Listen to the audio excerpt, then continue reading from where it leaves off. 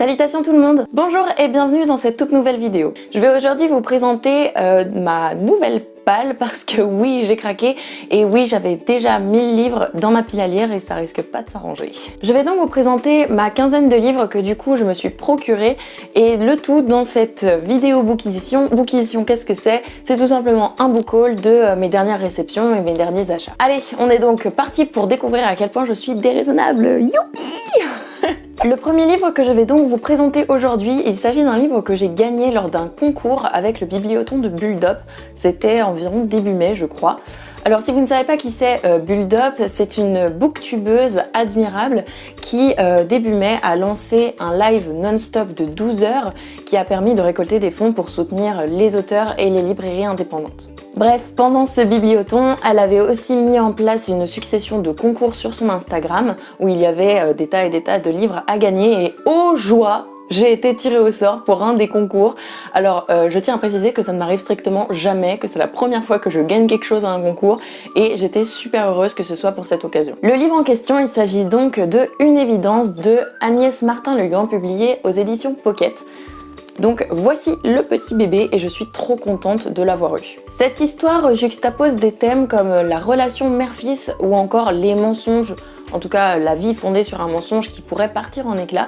Et franchement j'en ai entendu beaucoup de bien sur Bookstagram, sur les chroniques de blogueurs et du coup ça m'intrigue vraiment beaucoup de savoir un petit peu ce qu'il en est. Donc j'ai vraiment très hâte de le découvrir. Le deuxième livre de cette bookisition, il s'agit de La fabrique de poupées de Elizabeth McNeill, est publié aux éditions Presse de la Cité. Je l'ai acheté dans une petite librairie qui vend des livres d'occasion et j'adore cette librairie parce qu'elle est vraiment super belle à l'intérieur et les livres qu'elle vend sont vraiment comme neufs, donc je l'ai acheté pour 10 € de moins et j'ai l'impression de clairement avoir acheté un neuf et ça c'est vraiment super satisfaisant. Si vous ne le savez pas, du coup je suis quelqu'un qui achète beaucoup d'occasions parce que économiquement c'est quand même un avantage et aussi j'aime bien donner une seconde vie aux livres, ça évite le gaspillage, donc voilà, j'ai sauté dessus quand je l'ai vu. Bref, revenons-en à nos poupées. Pour tout vous avouer, je n'ai même pas lu le résumé quand je l'ai acheté, j'ai simplement regardé la couverture et je l'ai trouvé juste splendide.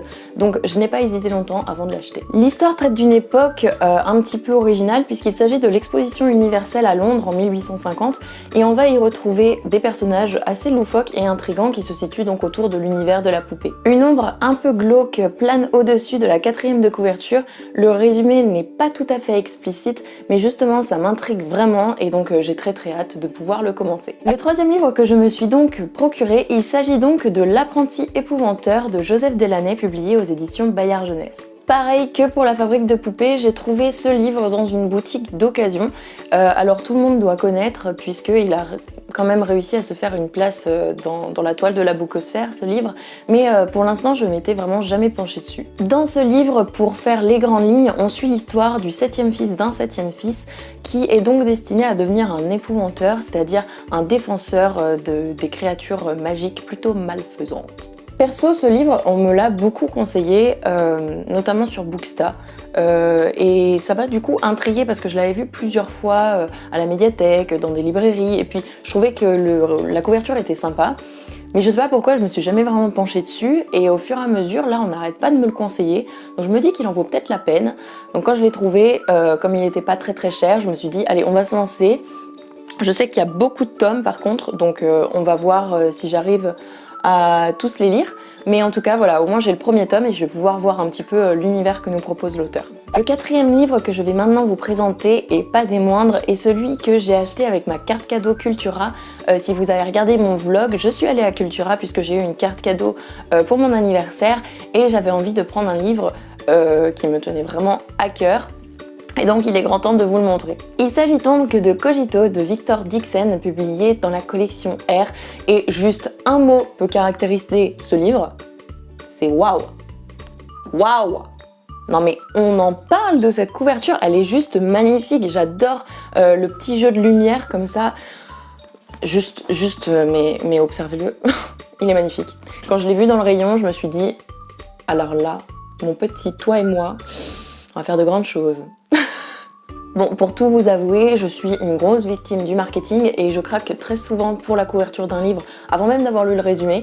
Et donc c'est exactement ce qui s'est passé puisque j'avais à peine lu le résumé, enfin genre en diagonale, que j'avais déjà opté pour celui-là clairement parce que je le trouve juste trop beau. Même l'intérieur est illustré. Alors il me semble que c'est quelque chose qui revient souvent dans les livres de Victor Dixon, d'avoir un livre plutôt illustré, comme ceci. Mais je trouve ça juste splendide, ça donne vraiment un côté... mais trop beau, trop beau, j'adore. Il y a des petites énigmes et tout, bref, magnifique. Cogito est un livre dystopique dans lequel Victor Dixon nous plonge dans les méandres du cerveau humain et du désir d'en vouloir toujours plus, et en l'occurrence ici, vouloir toujours plus d'intelligence. Comme ça fait un petit peu plus d'1 an maintenant que Cogito est sorti, j'en ai vu beaucoup de bien sur les réseaux sociaux et sur les chroniques. Donc vraiment j'ai super hâte de le découvrir parce que autant l'histoire que l'objet livre m'a déjà fait tomber amoureuse, donc on va voir ce qu'il nous réserve, mais en tout cas, j'adore. Le prochain livre que je vais aujourd'hui vous présenter, il s'agit du premier tome de Autre Monde de Maxime Chatham, publié aux éditions Le Livre de Poche. J'avais déjà beaucoup entendu parler de Autre Monde, notamment il y a quelques années avec les vidéos de Nin Gorman, une booktubeuse qui est très connue sur YouTube, et elle avait eu l'occasion de les découvrir, notamment de faire un trailer sur ce livre, et elle en était littéralement tombée amoureuse, alors je me suis dit, pourquoi pas moi ? On y traite d'une histoire de survie dans un monde ravagé par une tempête, et d'après ce que j'ai compris, puisque le résumé n'est pas ultra équivoque, les humains vont devoir cohabiter avec des créatures pas sympas du tout. Bref, on est dans un monde ravagé et de désolation, bref, très croustillant. J'ai donc super hâte de le découvrir. Pareil que pour l'épouvanteur, je crois qu'il y a une centaine de tomes, donc on va voir si j'arrive à tous les récupérer, mais en tout cas voilà, j'ai le premier tome, je suis plutôt contente et je vais pouvoir m'immerger dans ce monde qui est apparemment incroyable. Alors le livre suivant pour lequel j'ai craqué, il s'agit de La fille du train de Paula Hawkins, publié chez Pocket. On m'a dit plusieurs fois que c'était une référence à avoir, donc quand je l'ai vu quasiment neuf dans une boutique d'occasion, j'ai pas beaucoup hésité, à vrai dire j'avais quasiment pas lu le résumé. Vous verrez que c'est une habitude chez moi d'acheter comme ça, de pas lire le résumé, mais... Écoutez, tout va bien, tout va bien. Bon, depuis j'ai quand même lu le résumé et donc on y traite d'un couple qui va être suivi de loin par une personne extérieure, je crois qu'elle s'appelle Rachel, voilà. Rachel prend le train et voit un couple tous les matins et elle s'imagine leur vie, elle s'imagine qui ils sont, et au final elle se crée vraiment une idée de ce couple-là alors que ça se trouve elle se plante complètement. Un jour, la femme du couple disparaît et Rachel a tellement l'impression de les connaître qu'elle va du coup s'en mêler parce que c'est comme si on lui arrachait quelqu'un qu'elle connaissait vraiment. Donc voilà. Ce livre a quand même l'air d'être un livre à tendance assez psychologique et je dois dire que ça a l'air quand même assez intéressant de suivre l'évolution de quelqu'un à travers quelqu'un qui ne les connaît pas en fait. Donc j'ai très hâte de savoir ce que ça va donner puisqu'on est là sur un livre à tendance mi-psychologique, mi-thriller, mi-policier et j'avoue que j'en lis vraiment pas souvent. Donc si ça se trouve ça va être vraiment une super belle découverte. Donc très hâte de le découvrir. Le livre suivant que je vais donc vous présenter, il s'agit de La Déclaration de Jemma Melley, publié dans les éditions Naïve. Alors pour tout vous dire, j'ai déjà ce livre en format e-book et ça fait des milliers d'années qu'il est dans ma palle, comme à peu près tous les livres de ma palle. Et je l'ai trouvé donc sur les étagères d'une librairie et puis je ne sais pas comment, pouf, il s'est retrouvé dans mon sac. Bon, en vrai, j'ai trouvé que la couverture était super belle et comme il était quasiment neuf et pas cher du tout, j'ai sauté dessus, oui, j'ai craqué. Et sur ma lancée, j'ai donc acheté le livre La Résistance du même auteur publié aux mêmes éditions et figurez-vous que mon cerveau pas du tout rapide à la déduction n'a pas capté que c'était en fait le tome 2, mais il s'agit bien du second tome de cette saga. Donc de façon pas du tout voulue, j'ai les 2 premiers tomes de la saga et bah ça va être cool, comme ça je vais pouvoir enchaîner directement les 2. Vous me direz au moins c'est cool, j'ai même pas fait exprès. En vrai, je l'ai juste pris pour la couverture, ce tome 2, parce que bah, comme d'hab, je l'ai trouvé joli, je l'ai pris, j'ai pas lu le résumé, et voilà, je m'en suis rendu compte après, mais vous voyez, ne pas lire le résumé, parfois, ça a des bonnes surprises. Comment essayer de se rassurer? Ce livre est donc l'histoire dystopique de Anna, une jeune fille qui vit dans un monde où toutes les naissances sont régulées de manière scientifique. Autant vous dire que vous n'avez pas le droit de faire un gosse comme vous en avez envie. Et Anna n'aurait jamais dû naître, donc elle est stockée dans un foyer avec ses autres congénères.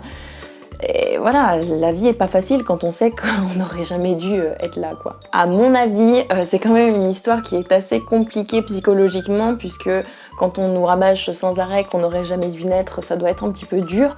Mais j'ai très hâte de découvrir ce que va nous proposer l'auteur, parce que je pense qu'il y a vraiment à faire avec ce livre. Je vois ici sur le résumé que c'est en 2140, donc on est vraiment dans un futur qui est quand même assez éloigné.